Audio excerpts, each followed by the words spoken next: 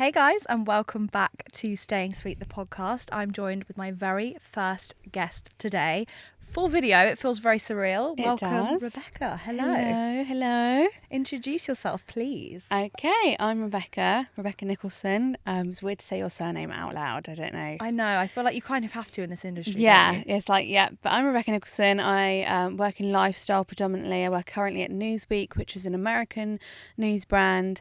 And I previously worked for Reach PLC, which owns like the Daily Star, Daily Express, Daily Mirror, and across Daily Mail. Basically across the national newspapers for lifestyle, but currently at Newsweek. Amazing. And how have you found that? Because I feel like we were introduced to each other very typically in the journalism arena, but just to kind of give you guys a bit of background, we actually met last year, almost a year ago now, on a press trip. So we were in the French Alps. Yes, we were. And one of these types of trips, I feel like in these types of situations, you're kind of thrown in at the deep end. You're in a room or on a trip with strangers essentially for a week, and you either bond or don't bond. You connect with people, and I feel like we just kind of found each other, and it was a strange time, wasn't it? But so exciting. It was, yeah. So we were both on the press trip in the French Alps, and I had a friend with me at the time, and you were going with someone else as well, and we just kind of like got along instantly. Yes. And we've just been hanging out ever since. I know, which is lovely. And I feel like it's really nice to have someone in the journalism industry who gets it. Yeah. Gets the hustle. You know, is joining me today on the sofa. So I'm very happy about that. Thank you for having me. But how long have you been in the journalism industry? Did you find it easy to get straight into news? And, you know, what was your experience generally like? Because today's episode really is tips for kind of things that we wish we knew when we were either studying journalism or getting into journalism. Like, what could you give someone on the start of their journey? Well, I actually, when I went to uni for journalism, I went to Brunel. I think that it was a journalism BA. They don't actually have that anymore. I think it's journalism and marketing, which I think I would have loved even more. But I wasn't doing journalism. I was, a week before I was doing teaching, English teaching, and then I changed it to creative writing, and then a week before I was supposed to start uni, I changed it to journalism, and I was like, okay, I just really want to do it. I want to do journalism. If I don't like it, I can change back to creative writing or teaching, and I loved it. But that was for the first year. Second year in uni, everything kind of changed for me. I'd started to hate it. I didn't want to be there. I just felt like it wasn't the right atmosphere for me. I've never been into school. I've never been into education, and I knew that I took a gap year as well in between sixth form and uni, and I knew I needed that gap year, but I knew along the university time that I was going to have like a downfall because I'm just not into education at all. And second year it just all went downhill for me. And my grades, I was like top student, doing so well, and then I think I held my shit together for way too long, like pretending everything was going fine. And then second year I was like, it's just too much. It was overwhelming.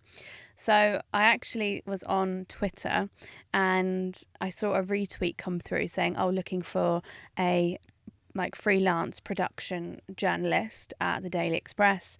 And I was like, do you know what have I got to lose? I'm just going to send an email. Yeah, I haven't fully qualified yet, but I'm super passionate. I really want to get a job in journalism. I want to experience it because, to be honest, I wasn't sure whether I wanted to waste another 2-3 years doing my course if I was going to hate it. So I thought I'm going to give it a go and get in the job. And luckily, my email of complete passion to my boss, my old boss, he was like, yeah, just come in for a day and try it out. So I went into the Daily Express. I remember actually I'd never been to Canary Wharf, and I was on the train. I was so nervous. And if any of you have been to Canary Wharf, you'll know that there's this really huge escalator as you come up. Yes, there is. Oh my goodness. Yeah. It feels very corporate.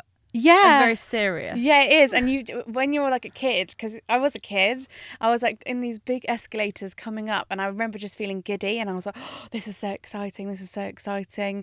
And then I was looking online, and he said on the email, like, as soon as you come out of the escalator, like literally turn, and we're the big building with, you know, if you've been to Canary Wharf, like the big building with the point on top, that's where I was working.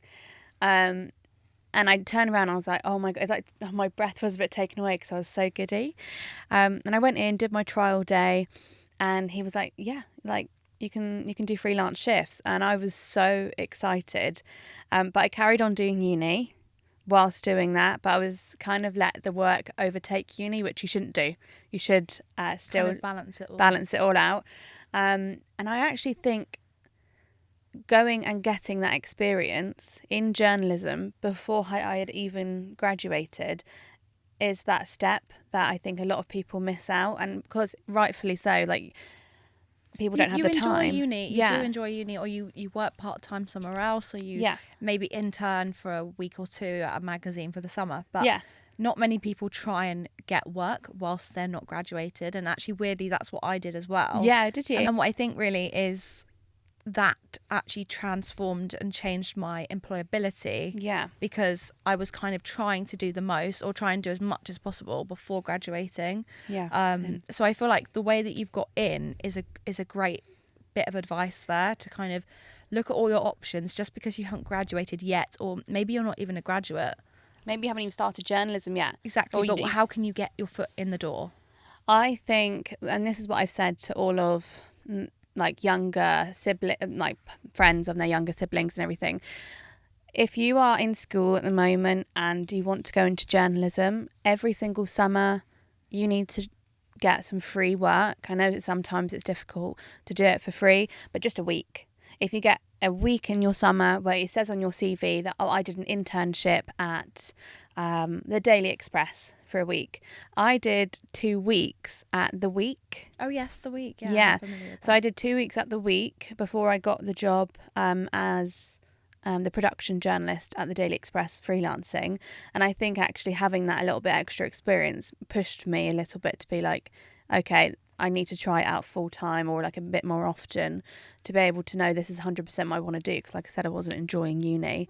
But for anyone that wants to get into journalism and you don't know how, you can go down the university route, but I think there are other options now as well. But if you try and get as much work experience as possible.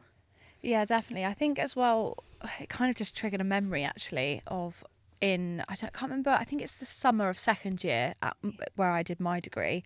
And we had to have like a month's internship, and we had to have it as part of our curriculum. I know they do kind of encourage it now. Did you have that? No, my uni, I wanted a placement year. Okay. And it wasn't happening with them. I wanted to have a whole year out where I could work. Because I have friends and like boyfriends that have done placement years, and it really helped them with their university degree, but they didn't let me. So I was just like, fine, well, if you're not going to let me, I would sometimes go to uni all day, and then I would finish uni at like 1 o'clock, go straight to Canary Wharf, and then work 3 till 11, and then go 2-hour journey home from 11 to, because I live in Buckinghamshire, so from 11 p.m, get home at 1 a.m, and then I'll be back at uni sometimes at 9 a.m. the next morning. So I think unis need to be a bit more understanding that people want experience and to know what they're actually heading towards. It's quite funny actually, because my internship was Sheerluxe, which Sheerluxe are huge now, but when I first decided that's where I was going to get my internship, and I got the internship, I think I was one of the first actually in my class to get an internship secured. That's amazing. And I remember my lecturer said, never heard of it, I don't think it's going to be like anything relevant in a few years' time, which I find very interesting, because it doesn't matter where you go. If something's a startup, it's still going to get you in the door. And I look at Sheerluxe now and I think, look at where you are now. You are a leading online, industry leading lifestyle, fashion, culture, publication. Yes, you're online. No, there's not a physical print issue, but it's taking over really, and there's a lot of platforms like that. So if you can't get experience in the more traditional routes, I think one of my bits of advice would really be think outside the box. It doesn't have to be your dailies or newspapers or magazines. It can be something slightly different. Like, always think about where else you could potentially get experience in the meantime, and then that experience could get you a bigger position. 100%. I actually I was lifestyle editor for My London, which is it's owned by Reach PLC, and a lot of the reporters there were on traineeships as well. So when we went to uni, there was no other option to get into journalism other than uni. For me, I didn't want to go uni, as you know. I had to, because in the end I actually wanted to do journalism. So But when I was the lifestyle editor, I was like mind blown that there was another route in. And I was so annoyed that wasn't there for me. But it was a traineeship, I think, where they go to uni or college once a week and they have a full-time position 4 days a week. And then they're a qualified journalist by the end of like 3-4 years, same as you would be at uni, but you have 4 years of experience on your CV. That's incredible. Yeah. I think there's so many different routes now, and it's one of those things that, again, kind of made us want to do this podcast episode today, because there's just different things, different skills, tips, tricks along the way. And I think it does start at that early part of your career where you're deciding where is it that I might want to go, or kind of deliberating as to where you might place yourself. Do you think that there's anything that you wish you'd done like straight off the bat? Like, I'm talking interviews or portfolio. Is there anything that you wish you'd kind of organised more? 100%, because I still don't have a proper portfolio now. Okay. So all of the articles I've ever written, because it was such a fast-paced environment where we were writing sometimes 10 stories in a shift, I would publish them, they'd be published, and I wouldn't add them anywhere. So now I don't have all of my articles I've ever written in one place. And I've been trying to go through, but it's just a minefield. When you're working sometimes 3-4 days a week, there's 10 articles, you're doing it for years. Yeah. There's just too many to add into a portfolio. So be organised, guys, unlike me. I think be proud of your work. Doesn't matter what you get a byline in. I remember I did this very, very short 2 weeks at Heat magazine. Yes. And I had to write an article about not suitable for work, naughty scenes in Geordie Shore. And that was my first byline in Heat. And I still got it on my portfolio because it's something. And I know it's, not traditional journalism necessarily. And it's very, quick and fleeting and trending, I guess, at the time. But it's still a byline. Your name's there online, so just get in there whilst you can. And I think as well, like, make as much of an effort to kind of keep things cohesive. So maybe, I don't know, like once a month going through, taking your bylines, even if you're only getting 1 or 2 a month, just making sure you're on top of things. Yeah, 100%. Also, what's interesting is I think people outside of journalism, they look at journalists that work at different platforms and think, oh, they work at X and X, they must have this political view. Yes. Never the case. Interesting. Never the case. Often, like, we're there to get paid, we're there to have a byline, and we're there to get experience. Obviously, if you are going to work in politics on that site, then you probably need to agree with what you're writing about. Definitely. But in my case, I've done lifestyle. So I'm writing about fashion tips, beauty hacks, real life stories with like cool mums and parenting stuff. It's nothing to do with politics. So if you see a right-wing paper or a left-wing paper, you can't assume always that, oh, I'm not going to go and work there because they're right or left-wing. If you're getting experience and you're getting that byline, you need to go for it. Definitely. So would you say in that kind of instance then to be more open-minded? 100%. And yeah. It's stirring up so many moments and memories from university, I tell you. Yes. We could go into that in a whole different episode. But I feel like the politics of journalism is interesting. And again, it is a whole topic in its own. And I think the advice really is have an open mind. Try not to think too much necessarily about the stance. I know that can be hard for some people because there's people out there, rightly so, who would never decide to work for a particular newspaper or work for a particular station. And I think as I've got older, I think my views have slightly changed and I would probably be less inclined to work for certain publications. But nevertheless, if you're starting out in the industry, there's a chance for you to get that byline in, so make use of it. 100%. And also, you're never forced to write anything you feel uncomfortable to write about. So while we're saying get that byline, if you're in that shift in the daytime and they want you to write about something that you just don't agree with, you are completely within your rights to say, actually, I don't think I'm the best person for this. Would you mind giving me something on this instead? Or pitch your own ideas. Always go to them with your own ideas and they really appreciate it. Definitely. And speaking on pitching, what advice would you give to someone who maybe has no contacts, no way in, maybe is studying, wants to get just anything, just a byline? How can they pitch to someone? How can they pitch to an editor or a journalist? LinkedIn. So Nice. I think you need to go onto LinkedIn. You need to search your the places that you want to write for. You need to type in, say for example, you want to do lifestyle, or if you want to do showbiz, you type in showbiz editor, lifestyle editor, and you'll come up with all the lifestyle editors. You'll come up with all the showbiz editors, and then you have your pitch, and all you have to do is just send it across to them. A lot of the time, people send it in our emails, and it just never gets read. Yes. It goes straight into the junk box because it's filtered by the company what emails come in and if we can read them or not. So if you really have a great idea, I would say actually LinkedIn message, and if they accept your connection, that's an extra connection for your LinkedIn as well. Definitely. So yeah, LinkedIn.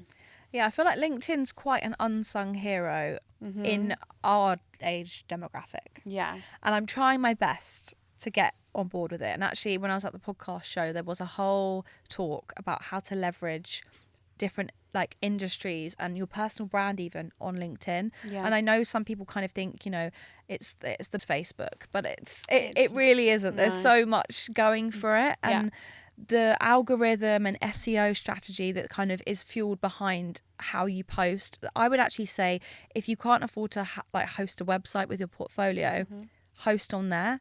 Add and include your links, update your PDFs on there. There is something that I actually need to do. well. Yeah. Oh yes, that's true. Mark Rack's free if you want to do that. Also, WordPress is free. I mean, with uni we had to do a portfolio, so we'd like a fake portfolio where you had all of your assignments and you submitted it as a portfolio, and we used WordPress because it was free.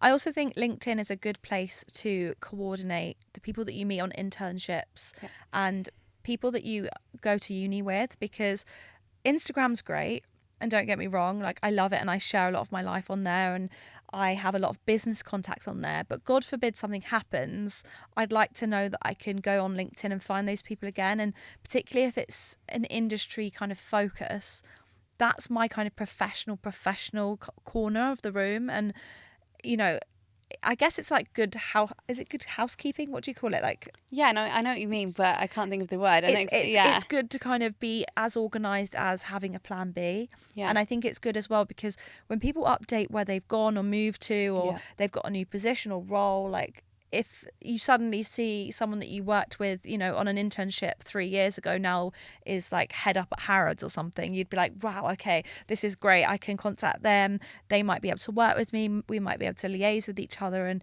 actually that's what gets you your foot in the door elsewhere in the future. You know, the people that you meet on the climb up are going to be there when you're at the top as well. Like you're all going to be swimming in the same water. So 100%. do you know what I mean? Like it seems like such an easy thing to say, but it's putting it in action. Yeah, 100%. And also, recruiters and editors look at your LinkedIn all the time. So it's a quick place. So they don't often have time to go through a long CV. So they go straight onto your LinkedIn, scroll. She's worked here. Oh, she has experience here. She's gone for this. On her bio, it says she's really interested in this. Okay, we'll give her or him a chance, you know? So. And what would be your thoughts, just to kind of segue this slightly, what would be your thoughts on somebody who takes an internship or a position, not necessarily a job, but like a freelance role where they're writing for free? Now, I've been in that position. Some things that I still do are for free. Yeah. How would you leverage the opportunity cost of going somewhere, attending something, writing and getting that byline in? Because obviously we've said just get a byline anywhere. Like, how would you kind of balance that with, but still know your worth? Yeah, so I haven't been in this situation. I've done obviously a few free internships when I was at uni, but I was living with my parents, so it again gave me the freedom. But if you have rent to pay, I would say have a paying job and in as much spare time as possible, do those free articles. Got you. So you have that money coming in so you can survive, so you're not feeling completely overwhelmed by the fact that, because people just aren't in a position to always do free work. Yeah. It's a privilege. It is, yeah.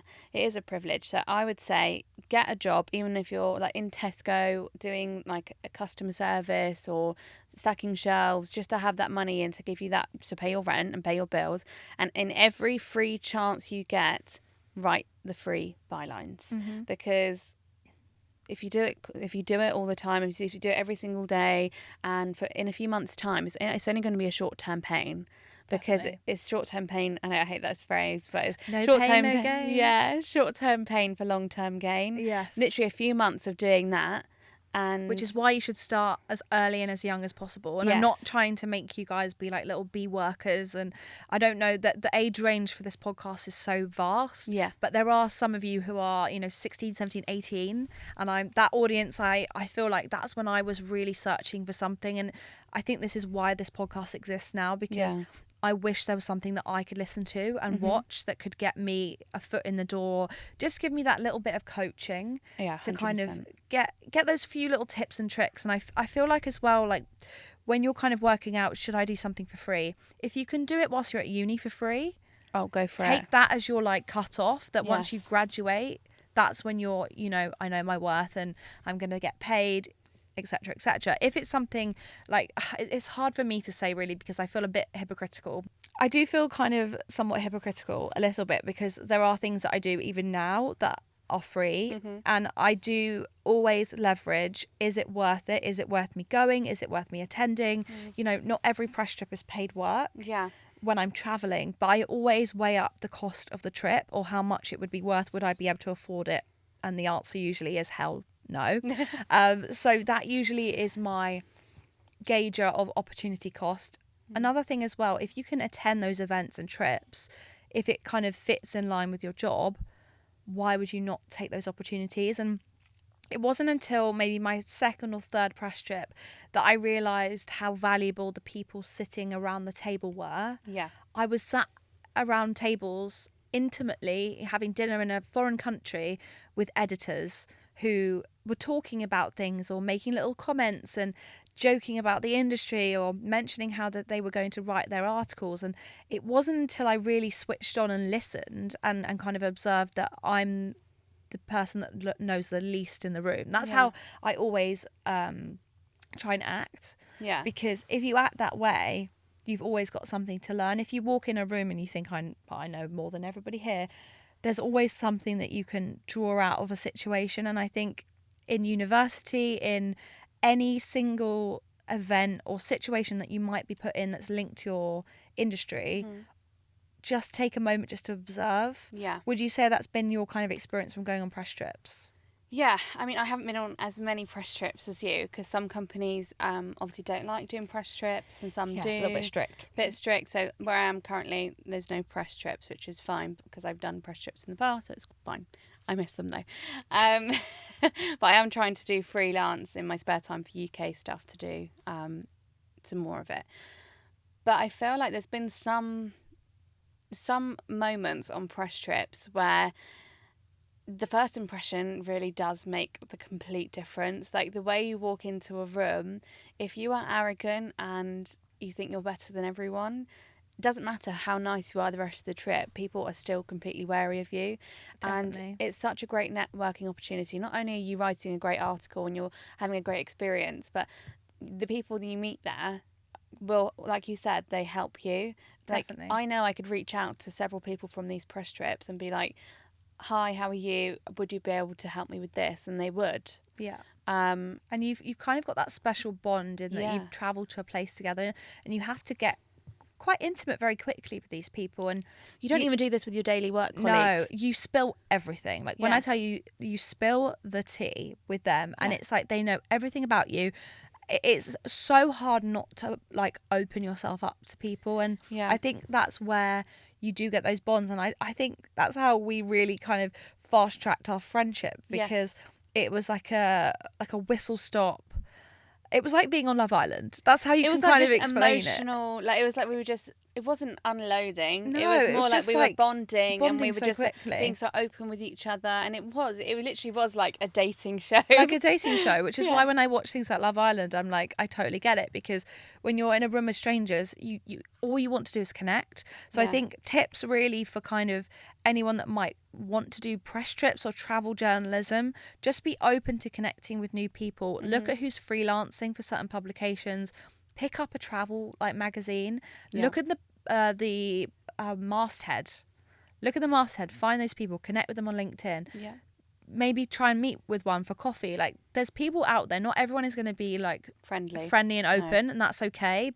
And we've learned that from press trips as well. But if you always show up, and guys, I'm going to say it, if you stay sweet, I really do think, there's going to be opportunities for you. So yeah, press trips are a really interesting one, and I've tried, and I have spoken about press trips before on the podcast, because it's such a weird thing to explain to people. And even my family, sometimes they're like, I can't believe you just travel with strangers.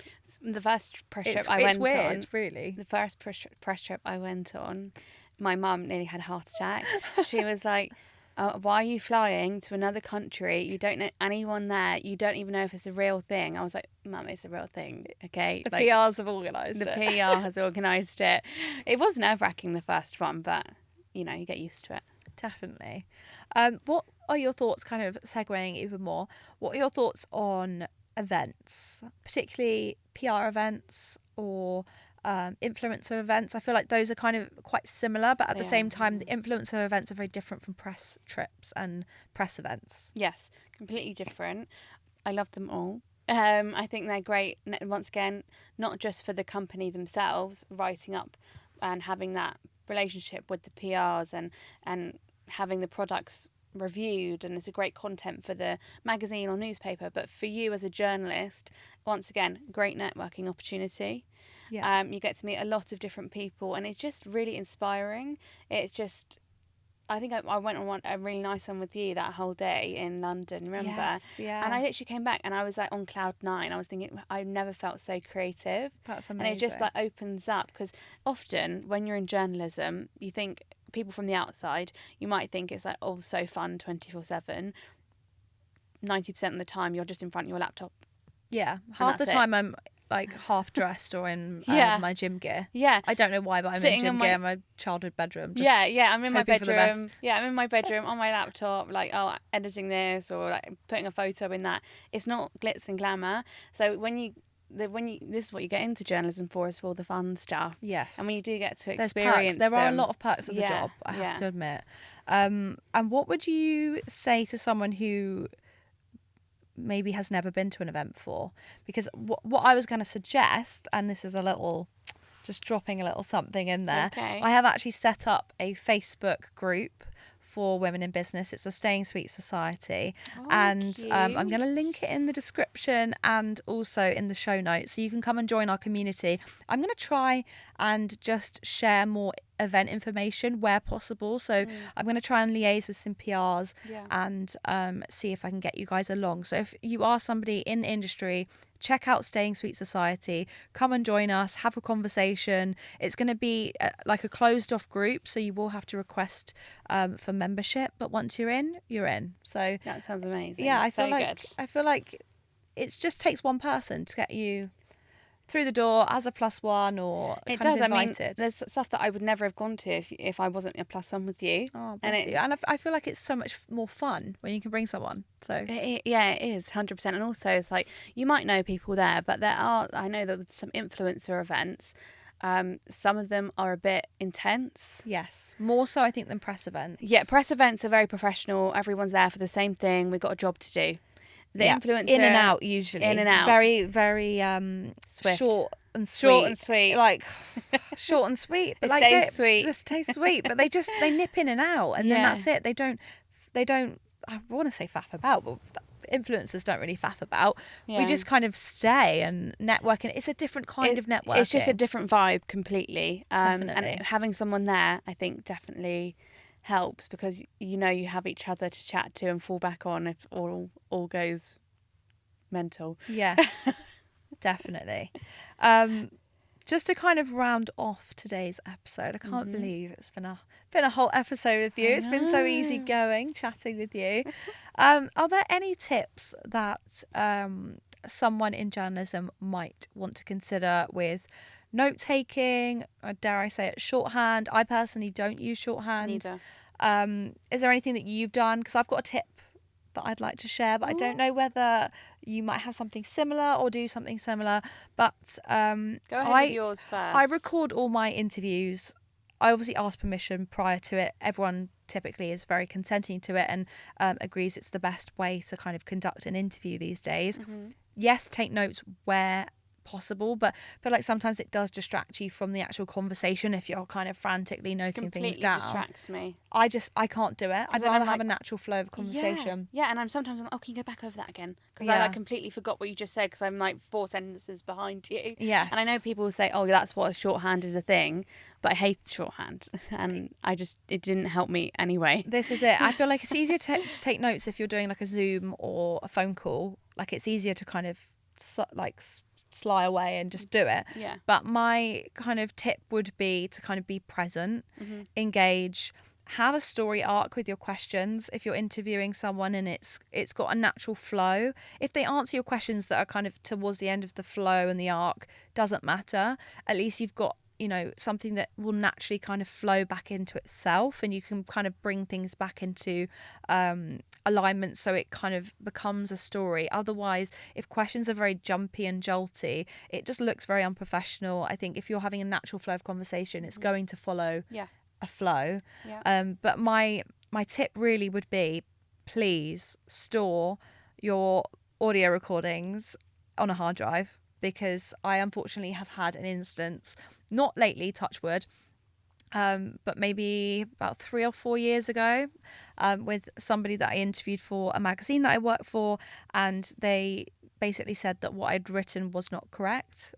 Oh, really? The quote was wrong, and luckily this was just over a year actually after the issue had come out, and it was just brought to light like very, very late in advance, and it was very up in the air. I was very worried for a second, but I had everything stored on a hard drive. I went back and listened to the entire interview, and lo and behold, that quote was in there. It saved me a legal battle. And I think when you're first starting out, we learn a lot about media law, but do as much as you can yourself to protect yourself. Keep 100%. Your notes, store them somewhere. I know it's a bit of a faff, guys, but please, like, it just saves you so much hassle in the long term. And if you can protect yourself, I think I'd rather impart that little bit of wisdom before we end. But is there anything that you would do differently kind of with interviewing or note taking? I would just say in journalism in general, just be nice to everyone, because you never know